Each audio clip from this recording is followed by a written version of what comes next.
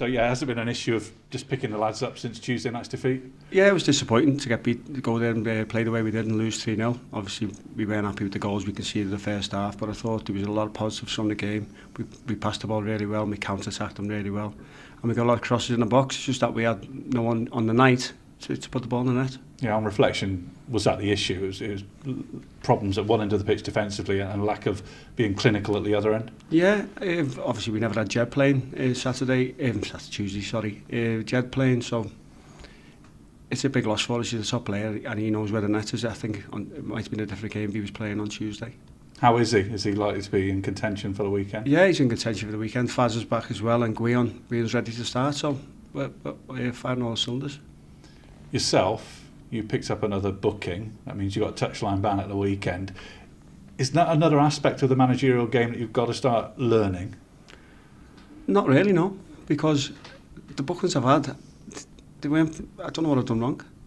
I never moved the muscle against Tranmere, and I got booked for the people who were on the pitch. I never moved the muscle, and then all I've done is ask the fourth official his opinion on their third goal, and I got a yellow card for that. So if that's the case, what do you do? Just stand there and not say a word on the line? But listen, I don't want to talk about referees. I'd be talking all day with it. We'll be fine Saturday. Fitzy and Big Baz will sort the touchline out and they'll do a great job. So you'll be watching from the stand, will you? I'll be trying to watch from the stands, yeah. But it doesn't matter about me as long as the lads go out and put a performance in. That's all that matters. So you don't feel a need to change the way you are then as a consequence of this ban? No, not at all. I think that's the way I am. I like to get involved in the game, and I'm very polite on the sideline. I don't say anything out of order to the fourth official. So for me to have 3 bookings, I don't agree with it, but it is what it is.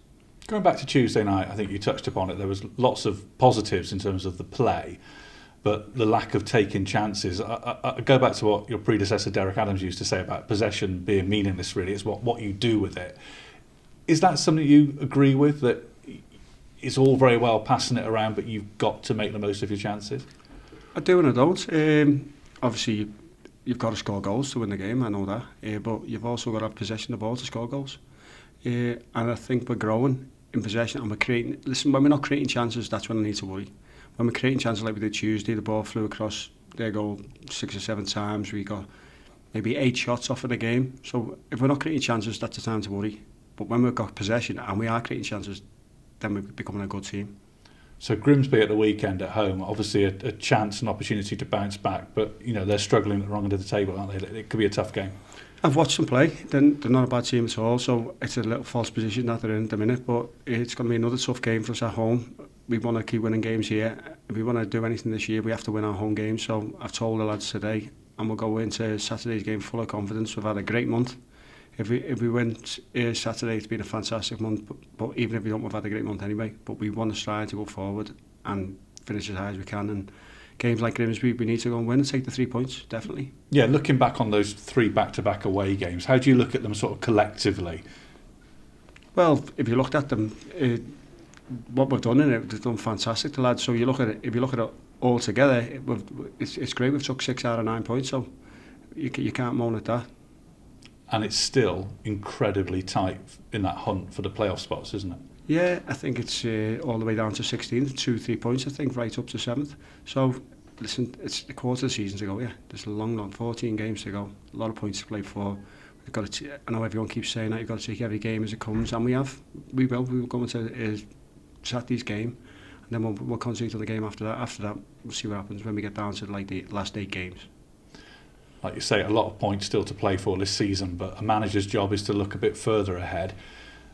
How are things going in terms of contract negotiations for next season and trying to avoid what happened at the end of last season when there was virtually no one left? Very hard, to be honest. We've obviously got a list of players we want to keep, and we've approached most of them. So we'll see what happens with them. We've made them offers on some of the players. So it's going to be tough because the better we do, obviously, the better the players play and then more clubs want them. So they're all out of contract.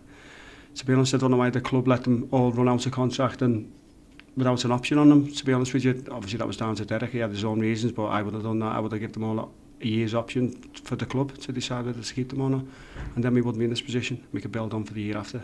Would that maybe have been a consequence of the off-the-field uncertainty that they could only offer 1 year without an option? Don't really know, to be honest, about that. Possibly. Maybe that's what he was thinking, Derek, I don't know. But and I was just saying, I just wouldn't have done that. I just would have give them an option so that we can decide on our side whether we want to keep them or not. And that catch-22, obviously you want to do better, you want to get in the playoffs, you want to go up, but that makes it harder to keep players because they're all drawing the attention of clubs who can pay more. Definitely, as you just said it there, but the better you play, the more chance you've got of losing the players. So what do you do?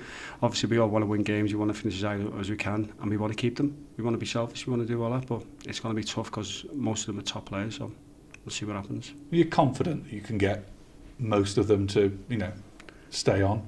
I think so. They see what we're trying to build here. We're getting back and off the board. We just need to upstairs the ownership to be sorted out, and then we can go forward. But they'll let the players see what myself and all the staff are trying to do and how we're trying to play, and it's a really good place to be and go to work. So I'm sure if things get sorted off the field, we'll get players signed up. Yeah, you mentioned it a couple of times there, the ownership, isn't it? That clarity on that. You've talked about it, your predecessors talked about it.